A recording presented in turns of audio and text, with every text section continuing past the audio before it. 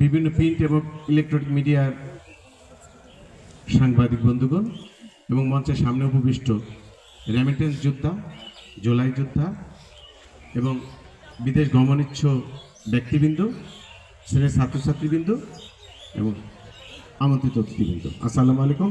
শুভ পূর্বাহ্ন। সম্মানীয় উপস্থিতি, আজকে দিবসের যে প্রতিপাদ্য দক্ষতা নিয়ে যাব বিদেশ, রেমিটেন্স নিয়ে গর্ব স্বদেশ। সবার আগে বলা হয়েছে দক্ষতার কথা।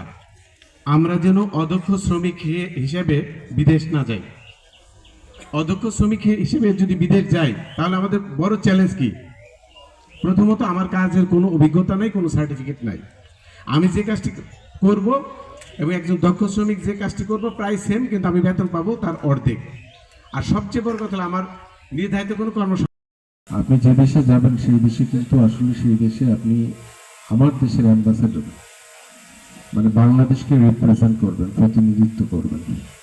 সেই জন্য আমি বলবো যে আপনাদের আচরণও এমন হবে না যেটি কিনা বিব্রত করে আপনাকে, আপনার পরিবারকে বা দেশকে।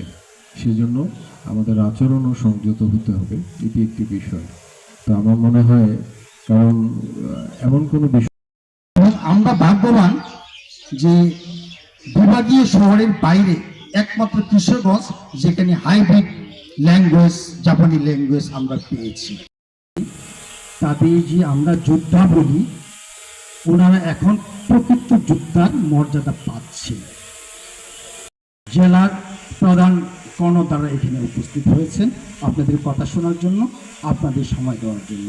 আমি যদি বলে থাকি যে আপনারা ইদানিং রেমিটেন্স প্রবাহ এত বৃদ্ধি পেয়েছে যে আমাদের টার্গেট এবার $28 বিলিয়ন ক্রস করবে।